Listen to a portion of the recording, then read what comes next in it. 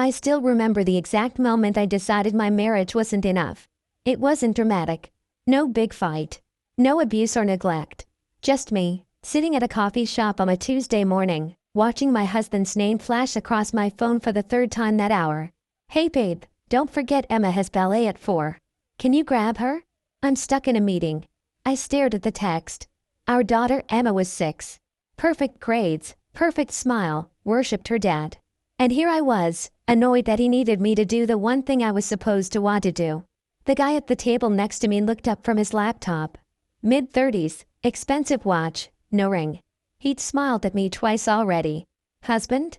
he asked, nodding at my phone. I should have said yes and looked away. Instead, I rolled my eyes. Yeah. Just. Logistics. I get it.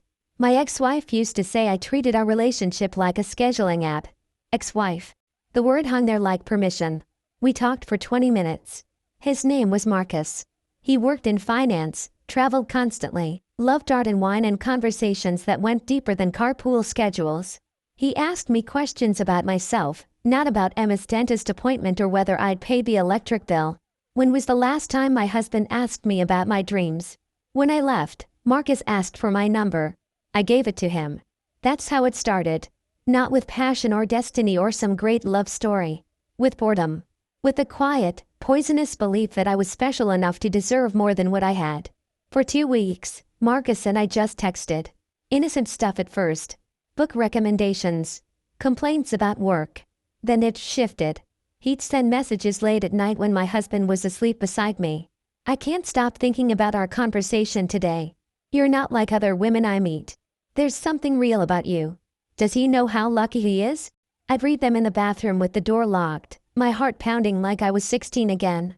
I told myself it was harmless. Just attention. Just words. My husband, David, didn't notice. Or maybe he didn't say anything. He kept doing what he always did, working hard, coming home tired, playing with Emma, kissing my forehead before bed. He was good. Steady. Boring. And I wanted to feel alive. The first time I met Marcus for drinks, I told David the first was meeting an old college friend. The lie came out so easily it scared me. He didn't question it. Just asked me to be safe and said he'd put Emma to bed. Marcus had picked a hotel bar downtown. Intimate lighting, leather booths, jazz playing low. He stood when I arrived, kissed my cheek like we'd done this 100 times. "You look incredible," he said. David hadn't called me incredible in years. He called me babe and hon and once, memorably, the diaper bag lady when I forgot to give him the right bag for daycare. We drank wine. Talked about everything and nothing. He touched my hand across the table, and I didn't pull away. When he suggested getting a room, I felt my stomach drop. "I'm married," I said, like he didn't know. "I'm not asking you to leave him. I'm asking you to remember what it feels like to be wanted." That's the line that did it. Not because it was true, but because I wanted it to be. I followed him upstairs. We didn't even make it to the bed before I was kissing him like I was drowning. Like this was the thing I'd been missing. Like this would fix the emptiness I'd been carrying. It didn't. Afterward, lying there in a hotel room that smelled like expensive candles and regret, I checked my phone. 3 missed calls from David. A text, "Emma wants to say good night. Call when you can." A photo, Emma in her pajamas, holding up a drawing she'd made. For mommy. I locked my phone and told Marcus I needed to go. He kissed me goodbye and said, "Same time next week?" I said yes. It became a routine. Tuesday nights, sometimes Thursdays. David never questioned it. Girls' night, I'd say. Book club. Dinner with Sarah. He'd nod, tell me to have fun, handle everything at home. The guilt was there, but I buried it. I told myself I was still a good mom. Still a good wife. I showed up. I made breakfast. I signed permission slips. I just also happened to be sleeping with someone else. Marcus made me feel seen. Desired. Like I mattered as more than just someone's wife, someone's mom. With him, I wasn't logistics. I was mystery. Passion. A story. I didn't think about what I was risking. Didn't think about what would happen if David found out. I thought I was smarter than that. It all fell apart on a Saturday morning. David had taken Emma to soccer practice. I was home alone, lazy and careless. My phone was charging in the bedroom. His was on the kitchen counter. It buzzed. A text preview lit up the screen. Marcus Chen sent you a connection request on LinkedIn. My blood went cold. I grabbed the phone. Opened LinkedIn. There was the request, waiting. And there, in David's recent searches, was Marcus's full profile. Marcus Chen. Finance director. The same photo I'd seen 100 times on his dating profile before I matched with him months ago. David had looked him up. My hands started shaking. I went through David's phone like a detective, and what I found destroyed me. Messages to his brother, I think she's cheating. Messages to a lawyer, consultation for divorce. Custody concerns. A folder of screenshots. My location history from Find My Friends, showing me at that hotel downtown. Receipts for drinks I claimed were with friends. Credit card charges from restaurants I'd never mentioned. He'd known for weeks. He had been building a case. I heard the garage door open. They were home. Emma ran in first, grass-stained and glowing. Mommy. I scored a goal. I couldn't speak. Couldn't move. David walked in behind her, and when our eyes met, I saw it. Not anger. Not sadness. Nothing. He looked at me like I was a stranger. Emma, go wash up for lunch, he said quietly. She bounded upstairs, still buzzing with energy. The silence that followed was the loudest sound I'd ever heard. How long? David asked. I couldn't lie anymore. 2 months. He nodded slowly, like he'd expected it. I'm filing Monday. My lawyer says I have grounds for full custody given the affair and your pattern of deception. David, please. You don't get to please me anymore. His voice cracked, just once. I gave you everything. I loved you. I trusted you. And you threw it away for what? Excitement? Attention? I made a mistake. You made 100 mistakes. Every lie. Every time you looked me in the eye and lied. Every night you came home and tucked our daughter in after being with him. I started crying. Ugly, desperate tears. I'll end it. I'll do anything. It's already over. I'm done. That was 4 months ago. David got a lawyer. A good one. I got a lawyer too, but mine kept telling me the truth. I didn't have a case. He had evidence. Texts. Photos. A timeline. Character witnesses who testify I'd been distant, distracted, unavailable. I tried to fight it. Tried to argue that I was still Emma's mother, that one mistake shouldn't cost me everything. But it wasn't one mistake. It was dozens. Hundreds. Every choice I'd made, every lie I'd told, stacked up like evidence against me. The judge granted David primary custody. I get Emma every other weekend and one weeknight dinner. Supervised at first, because David's lawyer argued I'd been emotionally unstable and deceptive. I'll never forget Emma's face when David explained I wouldn't be living with them anymore. She didn't understand. She kept asking what she'd done wrong. Nothing, baby, I told her. Mommy just made some bad choices. But you'll come back, right? I couldn't answer. Marcus stopped returning my texts the week the divorce was filed. Turns out the thrill fades fast when there's actual consequences. When I finally confronted him, he told me he'd never meant for things to get so complicated. I lost my husband, my daughter, my home. My friends chose sides, and most chose David's. I don't blame them.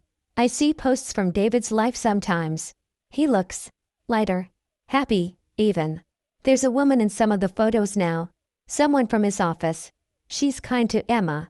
Emma calls her Miss Rachel and smiles in every picture. I should be grateful Emma's okay. That David found someone good. But mostly I just feel hollow. I thought I deserved more than my marriage. Turns out, I didn't even deserve what I had. Now I sit in a one-bedroom apartment, staring at the drawing Emma made that night. For Mommy. It's taped to my fridge, the only thing I took from the house that was really mine. Every other weekend, I get 48 hours to pretend I'm still her mother in the way I used to be. Then I watch her leave with David, and I'm alone again. People ask if I'd do it differently if I could go back. Of course I would. But that's not how regret works. You don't get do-overs. You get consequences. And mine are just beginning. The worst part about losing everything isn't the moment it happens. It's the slow, suffocating realization that it's permanent. That there's no reset button. No way to unsay what you said, undo what you did, unfeel what other people now feel about you. I learned that 3 weeks after David moved out with Emma. My mom called on a Thursday afternoon. I'd been avoiding her calls since the separation, but she was persistent. When I finally answered, her voice was cold in a way I'd never heard before. I need you to explain something to me. My stomach dropped. Mom. David called me. He told me everything. About the affair. About the lies. About how you're barely seeing Emma now because of choices you made. I opened my mouth, but nothing came out. I raised you better than this, she continued. Your father and I sacrificed everything to give you a good life. We taught you about commitment. About family. And this is what you do? It's complicated. It's not complicated. You cheated on your husband. You broke your daughter's heart. You destroyed your family for some man you barely knew. The judgment in her voice cut deeper than anything David had said. This was my mother. The woman who taught me how to braid hair and balance a checkbook and believe I could be anything I wanted. And she was ashamed of me. Are you calling to yell at me or to help me? I asked, my voice breaking. There was a long pause. Then, I don't know if I can help someone who doesn't think they did anything wrong. I know I did something wrong, do you? Because David says you're still making excuses. Blaming him for being boring. Blaming your life for not being exciting enough. I hadn't said those exact words to David, but I'd thought them. Apparently, he'd heard them anyway. Mom, I miss Emma. I miss my family. I made a terrible mistake, and I'm paying for it. Emma's the one paying for it. She cries every night asking why mommy doesn't live with her anymore. David's the one paying for it, trying to explain to a 6-year-old why her mother chose someone else. Each word landed like a punch. I want to fix this, I whispered. Some things can't be fixed. They can only be lived with. She hung up. I sat on my couch in my empty apartment and cried until I couldn't breathe. My own mother had basically disowned me. My daughter was crying herself to sleep. My husband, my ex-husband, was moving on. And I was alone with the choice I'd made. The following Tuesday was supposed to be my weeknight dinner with Emma. David dropped her off at the Olive Garden we'd agreed on, neutral territory. He didn't come inside. Just walked her to the door, kissed her forehead, and left. Emma climbed into the booth across from me and wouldn't make eye contact. Hi, baby, I said, trying to sound normal. How was school? Fine. What did you do today? Stuff. She was 6 years old and already building walls against me. I tried everything. Asked about her friends, her teacher, her favorite cartoon. Every answer was one word. She picked at her pasta, barely ate. Kept checking the window like she was waiting for David to come back and rescue her. Finally, I couldn't take it anymore. Emma, talk to me. Please. She looked up, and her eyes were wet. Why don't you live with us anymore? The question I'd been dreading. Because mommy and daddy decided it would be better if we lived separately. But I want you home. I know, baby. I want that too. Then why don't you just come home? How do you explain betrayal to a 6-year-old? How do you tell your daughter that you traded her bedtime stories and morning cuddles for hotel rooms and lies? It's grown-up stuff, Em. Sometimes grown-ups make mistakes, and those mistakes have consequences. What mistake did you make? I felt like I was choking. I hurt Daddy's feelings really badly. Did you say sorry? Yes. And he's still mad. It's more complicated than that. She went quiet again, pushing a meatball around her plate. Then, so softly I almost didn't hear it, Miss Rachel is nice. The name hit me like a slap. The woman from David's photos. The one who was already replacing me in my daughter's life. That's good, I managed. She makes really good pancakes. And she knows all the words to the songs I like. Each sentence was a knife. My daughter was bonding with another woman. Finding comfort in someone who wasn't me. And it was my fault. I'm glad you have someone nice around, I said, even though it killed me. Are you coming to my school play next month? Of course. I wouldn't miss it. Daddy and Miss Rachel are coming together. Will that be weird? Yes. It would be unbearable. Watching my ex-husband and his new girlfriend sit together while I sat alone, the woman who destroyed everything. It'll be fine, I lied. I just want to see you perform. Emma nodded, but she looked relieved. Relieved that I wasn't going to make it difficult. Relieved that I was accepting my new role, occasional visitor in my daughter's life. When David picked her up, Emma hugged me, but it felt different. Obligatory. Like something she did because she was supposed to, not because she wanted to. I watched them drive away and realized I was losing her. Not legally, that had already happened. Emotionally. She was learning to live without me. Learning that life went on just fine when I wasn't there. I'd made myself optional. Work became unbearable around the same time. I'd always kept my personal life separate from my job, but in a small office, news travels. Someone found out about the divorce. Then someone else found out about the affair. Soon, everyone knew. The women I used to have lunch with stopped inviting me. Conversations would halt when I walked into the break room. My boss, a married woman with 3 kids, started giving my projects to other people. One Friday, she called me into her office. "We need to discuss your performance," she said. My performance was fine. We both knew that. This was about something else. "Your work has been distracted lately. Several clients have mentioned you seem unfocused during meetings. I'm going through a difficult divorce." I'm aware. And I sympathize. But this is a family-oriented company. Our values matter. Several staff members have expressed discomfort with the situation. Discomfort with what situation? She shifted in her seat. With working alongside someone who made the choices you made. Infidelity is a serious breach of trust, and it reflects on character. I stared at her. "You're firing me because I cheated on my husband? I'm letting you go because you're no longer a good fit for our company culture. We're offering 2 weeks severance." I wanted to argue. To fight. To explain that my personal life had nothing to do with my work. But I was too tired. Too broken. I packed my desk that afternoon while former friends avoided eye contact. The office manager, who used to chat with me every morning, didn't even say goodbye. I was officially unemployable and alone. The loneliness was the worst part. I'd text old friends, the ones who used to meet me for wine and complain about their own marriages. They'd either ignore me or send polite excuses. So busy with the kids. Crazy week at work. Let's rain check. Translation: You're toxic now. You're the cautionary tale we tell our husbands about why we never cheat. I tried going to bars, just to be around people. But sitting alone at a bar in your 30s, post-divorce, reads as desperate. Men would approach, sure. But they weren't looking for connection. They were looking for exactly what Marcus had been looking for, something easy and temporary. I'd go home alone and scroll through social media, watching everyone else's lives continue without me. David posted a photo of Emma at a pumpkin patch, Miss Rachel kneeling beside her, both of them grinning. The comments were full of hearts and beautiful family messages. I wasn't in the picture. I wasn't part of the family anymore. My sister stopped calling. My dad sent a text that said, "Very disappointed in you," and nothing else.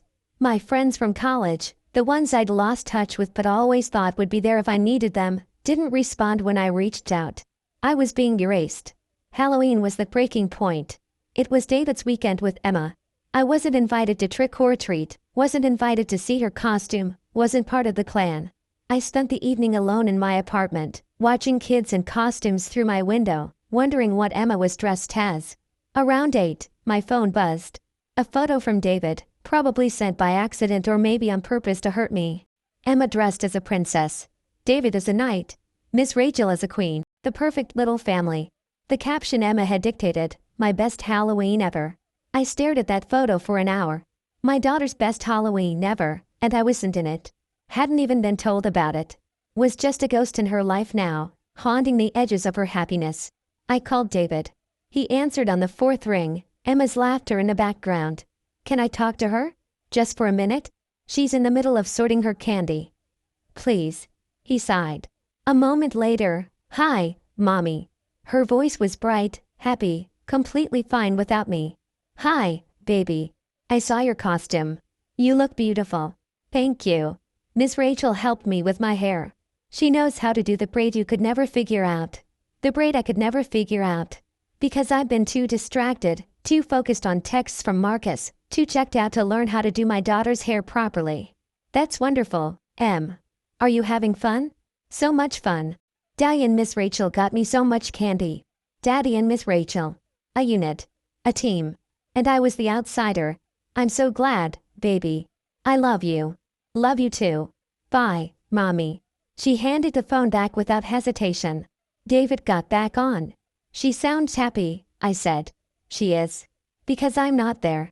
He didn't deny it. "She's adjusting. Kids are resilient." "Is Miss Rachel?" I couldn't finish the question. "She's good for Emma. She's stable. Present. She shows up. Everything I hadn't been." "David, I'm sorry. I know I've said it before, but I need you to know." "I do know. But sorry doesn't change anything. Sorry doesn't undo the damage. Sorry doesn't give Emma back the mother she deserves. I'm trying." You should have tried when it mattered." He hung up. I didn't get out of bed for 3 days after that. Didn't eat. Didn't shower. Just lay there, staring at the ceiling, wondering how I'd gotten here. How I'd gone from having everything to having nothing. The answer was obvious, of course. I'd chosen this. Every lie, every secret meeting, every moment I'd prioritized my own selfish wants over my family. I built this prison myself. And now I was locked inside it, alone. My first supervised visit with Emma came the following week. Supervised. Like I was a danger to my own daughter. We met at a child services building with painted murals and toys scattered around. A woman named Patricia sat in the corner with a clipboard, watching us like I might steal Emma or break her. Emma was hesitant at first, clinging to David when he dropped her off. He whispered something in her ear, kissed her head, and left. She stood there, small and uncertain, and I realized she was afraid of me. Afraid of the stranger I'd become. "Want to color?" I asked, pointing to the table. She nodded and sat down, keeping distance between us. We colored in silence. I kept trying to start conversations, but everything felt forced. Patricia's eyes on us made it worse. Every word I said was being judged, documented, analyzed for signs that I was unfit. Halfway through, Emma looked up at me. "Are you sad, Mommy?" "A little bit," I admitted. "Because of me?" "No, baby. Never because of you. You're the best thing in my life." "Then why don't you live with us?" How many times could one child ask that question? How many ways could I fail to answer it? Because I made choices that hurt people, and now I have to live with those choices. But if you're sad, just make different choices. If only. It's not that simple, Em. She went back to coloring, and I felt the distance between us grow wider.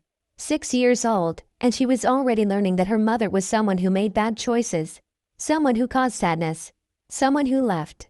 When the hour was up, Patricia walked Emma out to where David was waiting. I stood at the window and watched my daughter run to her father, relief visible on her tiny face. She was relieved to leave me. That night, I wrote Marcus an email. I promised myself I wouldn't contact him again. That I'd accept my role in everything and move forward. But I was drowning, and I needed someone to blame besides myself. You destroyed my life. You knew I was married. You knew I had a daughter. And you pursued me anyway. You made me feel special, made me believe I deserved more, and then you'd disappear the second things got hard. I lost everything. My husband, my daughter, my job, my family. And you lost nothing. You just moved on to the next woman looking for excitement. I hope you think about that. I hope you remember me when you see your next target. I hope you know what you did." He responded within an hour. "I'm sorry you're hurting, but I didn't make you do anything. You made your own choices. I never lied about who I was or what this was. You wanted an escape, and I provided one. What happened after is on you, not me. I hope you find peace." I read that message 50 times, looking for cruelty or malice. But there wasn't any. Just truth. He was right. I'd wanted an escape. I'd wanted excitement and passion and something different than the beautiful, stable life I had. And I traded everything for it. He didn't destroy my life. I did that all by myself. 6 months after the divorce was finalized, I went to Emma's school play. I'd bought my tickets separately. Arrived early so I could sit in the back, away from David and Miss Rachel, away from the other parents who'd heard the rumors. I wore sunglasses inside like I could hide from what I'd become. The auditorium filled up with families. Excited parents with cameras. Grandparents. Siblings. Everyone there to celebrate their kids. David and Rachel walked in 15 minutes before curtain. She had her hand on his lower back, that casual intimacy of people who belong together. They sat in the third row, center. Prime seats. David must have gotten there hours early to save them. I used to be the one saving seats with him. Used to be the one he'd reach for in the dark of the theater, squeezing my hand when Emma came on stage. Now I was in the back row, alone, watching him build a new life in the space where I used to be. The lights dimmed. Kids shuffled onto stage in homemade costumes. Then I saw her. Emma, wearing a flower costume I didn't help make. Hair in braids I didn't do. She scanned the audience, found David and Rachel, and her whole face lit up. She waved at them, bouncing with excitement. Then her eyes kept searching, looking for me. I raised my hand slightly, and when she saw me, something in her expression changed. Not excitement. Not joy. Relief. Like she'd been worried I wouldn't show up. My own daughter had to feel relieved that her mother kept a promise. The play was fine. Emma remembered her lines. She sang her song. When it ended, David and Rachel stood and cheered, and Emma beamed at them. Parents flooded the stage afterward to congratulate their kids. I stayed in my seat, watching David lift Emma into his arms, watching Rachel fix Emma's costume, watching them look like the family I used to have. I waited until the crowd thinned before approaching. "Emma, you were amazing," I said. She smiled, but it was small. Polite. "Thanks, Mommy. Your costume is beautiful. Did you help make it?" Rachel helped me. We worked on it for 3 weeks. 3 weeks. I hadn't known about the play until David emailed me the details last week. "Well, you both did a wonderful job." Rachel stepped forward then, and I had to look at her up close for the first time. She was pretty in a natural way. Kind eyes. The type of woman who probably volunteers at animal shelters and remembers everyone's birthday. "You must be Emma's mom," she said, extending her hand. "I'm Rachel." I shook her hand because what else could I do? "Nice to meet you. Emma talks about you all the time." I doubted that. Or if she did, it was probably questions about why I left, why I wasn't around, why Rachel was there instead. "I'm glad she has you," I said, and I meant it even though it destroyed me. David hadn't said a word. Just stood there with his hand on Emma's shoulder, protective. Like I might hurt her just by existing. "Can I take you for ice cream, Em?" I asked. She looked at David. Actually looked to him for permission to spend time with me. "We have dinner plans," David said. "Maybe next time." "Sure. Next time." I kissed Emma's forehead, and she let me, but she didn't hug me back. Didn't cling to me the way she used to. She'd learned not to need me. I walked out of that auditorium and sat in my car for an hour, crying so hard I thought I might throw up. My daughter had a new mother figure. One who showed up, who made costumes, who braided hair. One who was everything I should have been and wasn't. And I had no one to blame but myself. The job search was brutal. Every interview started the same way. They'd look at my resume, see the gap in employment, and ask about it. I was going through a divorce. Their faces would change. Polite interest becoming guarded judgment. Then came the questions, subtle but there. How do you handle stress? Do you work well with teams? Can you describe a time when you made a difficult ethical decision? They weren't asking about my qualifications. They were trying to figure out if I was the kind of person who destroyed things, who couldn't be trusted. I started lying. Said I'd been laid off. Said the company downsized. But it didn't matter. Something about me read is broken now, and people could sense it. I ended up taking a job at a call center. $20,000 less than I'd been making. No benefits. The kind of job where they monitor your bathroom breaks and track your metrics on a screen. My cubicle neighbor was a woman named Denise who chain smoked on breaks and talked constantly about her teenage kids. On my 3rd day, she asked why I'd taken the job. "Needed work," I said. "You seem overqualified." "Yeah, well, life happens." She nodded like she understood, but I could tell she was filing me away as one of those people. Someone running from something. Someone with a past. Emma's 7th birthday was the worst day of my year. I wasn't invited to the party. David sent me an email explaining that Emma had requested a small celebration with just family and close friends. I wasn't family anymore. Not in the way that counted. He did let me take her to dinner the night before her birthday. We went to her favorite place, the one with the arcade games and questionable pizza. I'd bought her the doll she'd been wanting. Wrapped it carefully. Written a card that said everything I wanted to say but couldn't. "I'm sorry. I love you. I'm trying to be better." She opened it and smiled. "Thanks, Mommy. Do you like it?" "Yeah. Rachel got me the same one last week, but now they can be sisters." Of course she did. Rachel probably knew exactly what Emma wanted because Rachel was there every day, paying attention, being present. "That's perfect," I said through the tightness in my throat. We played games. She won tickets and picked out a cheap plastic ring from the prize counter. She put it on immediately and showed me. "Look. I'm married like Daddy and Rachel." The words hit me like a physical blow. Daddy and Rachel are getting married? Oh. Her eyes went wide. I wasn't supposed to say that yet. My hands started shaking. "It's okay, baby. When's the wedding?" "I don't know. Soon, I think. I get to be a flower girl. Will you come? Would I be invited to watch my ex-husband marry the woman who replaced me?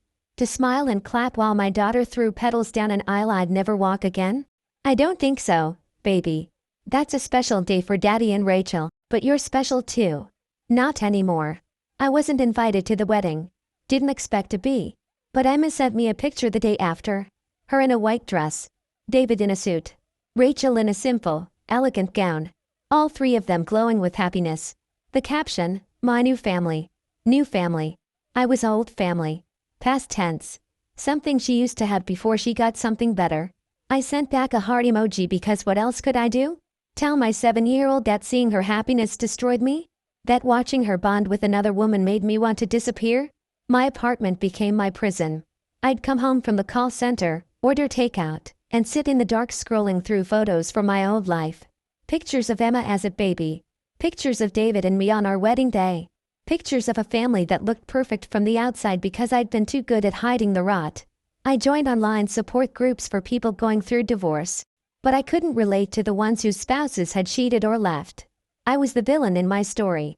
The one everyone else was divorcing. I found a group for people who'd had affairs. Read hundreds of posts from people like me, trying to justify what they'd done, trying to explain how they'd ended up there. Most of them still didn't get it. Still blamed their spouses. He was never home. She didn't appreciate me. We'd grown apart. I saw myself in those excuses. Saw the same rationalizations I'd used when I was texting Marcus, when I was lying to David, when I was choosing temporary excitement over permanent love. One post stopped me cold. A man who cheated, lost his kids, and spent 5 years trying to rebuild. His advice, accept that some things can't be repaired. You don't get your old life back. The best you can hope for is to build something new from the ashes and live with the scars. I read it 20 times, looking for hope. There wasn't any. Just brutal honesty. Some things can't be repaired. Emma's visits became increasingly awkward. She'd show up every other weekend, polite but distant. We'd go to the park or the movies, and she'd tell me about her week. About school, about Rachel's cooking, about the trip they were planning to Disneyland. I was becoming an aunt. Someone she visited out of obligation. One Saturday, I asked her the question I'd been too afraid to ask. Are you happy, Em?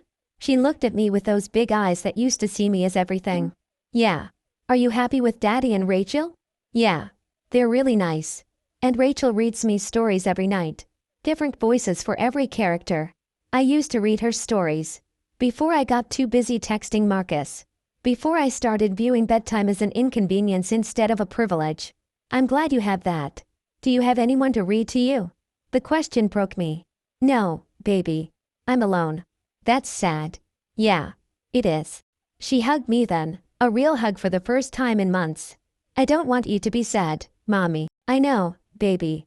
But sometimes sad is what we deserve. My therapist, the court-mandated one I had to see to keep my visitation rights, asked me the hard question 3 months in. Do you think you've learned anything from this? I'd been expecting it. Had prepared an answer about growth and accountability and being better. But sitting there in her office, I couldn't lie anymore. I'd learned that you can't go back. That every choice has a weight you can't see until it's crushing you. I'd learned that I'm sorry doesn't fix anything when the damage is permanent. Do you regret the affair? Every second of every day. Do you regret your marriage? That one was harder. I regret not appreciating it when I had it. I regret thinking I deserved more when I already had everything. What about Marcus? Do you think about him? Sometimes. But not the way you'd think. I don't miss him. I'm angry at him. But mostly I'm angry at myself for being so stupid, so selfish, so convinced that my happiness mattered more than my family's. She wrote something down. You're making progress. Progress toward what? I'd never get my family back. Never undo the damage. Never see my daughter look at me the way she used to. What's the point of progress if there's nothing to progress toward? The point is living with what you've done. The point is being honest about it. The point is making sure you never hurt anyone like this again. David sent me an email 6 months after the wedding. Rachel and I are expecting a baby. We wanted you to know before we told Emma. She's going to have a sibling. We hope you can be supportive when she tells you. A sibling. Emma was going to be a big sister. David was starting over, building the family I destroyed, with someone who actually deserved him. Emma told me the next weekend, bouncing with excitement. I'm going to be a big sister. Rachel says I can help pick out clothes and teach the baby everything. I smiled through the pain. That's amazing, baby. You're going to be the best big sister. Will you come visit the baby? I don't think so, Em. That's their family. But you're my family. I'm your mom. But they're your family now. She didn't understand the distinction.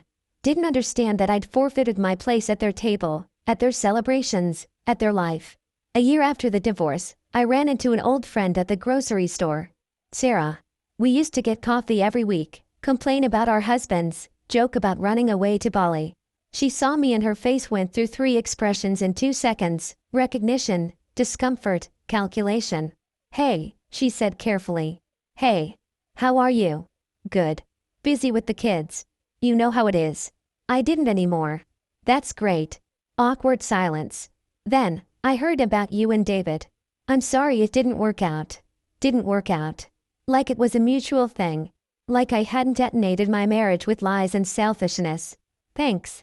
Are you doing okay? I'm managing. She nodded, already looking for an escape route. Well, I should go. The kids are waiting in the car. Sure. Good seeing you. You too. She left quickly, like my bad decisions might be contagious. I finished my shopping alone, like I did everything now. Emma turned 8. This time I was invited to the party. Not because David wanted me there, but because Emma had asked. Begged, apparently. I showed up with a present and left after an hour. Watched Emma blow out candles surrounded by her new family: David, Rachel, their 6-month-old baby boy, Rachel's parents, David's parents who used to be my in-laws. Everyone was polite. No one was warm. Emma's friends asked who I was, and she said, "That's my mom," in the same tone you'd say that's my dentist. Factual but not particularly important. I left before cake, claiming work. No one tried to convince me to stay. The call center fired me after 18 months. Attendance issues, they said. Too many sick days, too distracted, metrics below standard. Translation: I was depressed and it showed. I filed for unemployment. Started applying to jobs I was overqualified for. Got rejected from all of them. My savings ran out. I had to move to a cheaper apartment. Then an even cheaper one. Eventually, I was living in a studio in the worst part of town, working part-time at a gas station, barely making rent. I'd gone from a 3-bedroom house in a good school district to this. And I'd done it to myself. Emma is 9 now. I see her once a month if I'm lucky. Our conversations are surface level. She tells me about school, about her little brother, about Rachel's pregnancy with baby number 2. She doesn't ask me about my life anymore. Doesn't ask why I live where I live or work where I work. She's learned not to look too close at the wreckage. Sometimes I wonder if she'll remember me at all when she's older. Or if I'll just be a vague memory, the woman who used to be her mom before Rachel came along and did it right. My mother died last year. Heart attack. My sister called to tell me. Said there would be a funeral but maybe it's best if you don't come. I went anyway. Stood in the back. Watched my family mourn without including me. At the reception, my dad walked past me like I wasn't there. My sister gave me a look that said everything: "You broke mom's heart, and she died disappointed in you." Maybe she did. I'm 38 years old now. I work at a gas station. I live alone. I see my daughter once a month if I'm lucky. I have no friends. No family. No prospects. This is my life now. People ask sometimes, usually when they're drunk or feeling philosophical, if I do it differently, if I could go back. Of course I would. But I can't go back. Can't undo the messages, the lies, the hotel rooms, the choices. Can't resurrect the trust I murdered or rebuild the family I burned down. I traded everything for 8 weeks of feeling desired, and I'll pay for those 8 weeks for the rest of my life. Last week, Emma called me. She's 10 now, almost too old for our awkward visits. "Mommy, I have to tell you something." My heart stopped. "What is it, baby?" "I'm not mad at you anymore." I hadn't realized she'd been mad. Thought she'd just moved on, forgotten, replaced me. "You were mad?" "Yeah. For a long time. Because you left. But Rachel says sometimes people make mistakes and we have to forgive them." Rachel teaching my daughter how to forgive me. Rachel being the bigger person while I rot in the consequences of my choices. That's very mature of you, Em. I still love you. Even though you don't live with us. Even though you hurt Daddy. Tears were streaming down my face. I love you too, baby. So much. Okay. I have to go. Rachel's taking me to soccer. Have fun. Bye, Mommy. She hung up, and I sat in my studio apartment, surrounded by everything I had left: a futon, a TV, A box of Emma's old drawings. My daughter forgave me. But forgiveness doesn't undo damage. Doesn't rebuild what's broken. Doesn't give me back the thousands of moments I missed while she grew up without me. Sometimes people at work ask if I have kids. I have a daughter, I say. How old? 10. That's a great age. I wouldn't know. I saw Marcus's engagement announcement on social media last month. He's marrying someone young and pretty. Someone who doesn't know what he is, what he does. Someone who probably thinks she's special. I thought about warning her. Sending a message. Telling her what happens when you trust a man who specializes in making married women feel special. But I didn't. Because the truth is, he didn't ruin my life. I did. He just gave me the rope. I tied the noose myself. This is what's left after everything. A studio apartment. A minimum wage job. A daughter who sees me as optional. An ex-husband who'd built a better family without me. A mother I disappointed until she died. A sister who won't speak to me. Friends who erased me. And the knowledge that I did this. Every single piece of it. I chose excitement over stability. I chose lies over truth. I chose 8 weeks of feeling desired over a lifetime of being loved. And now I live with that choice every single day, in every empty room, in every missed moment, in every awkward phone call with a daughter I'm losing more with each year. People say time heals all wounds. They're wrong. Time just makes you better at living with the pain.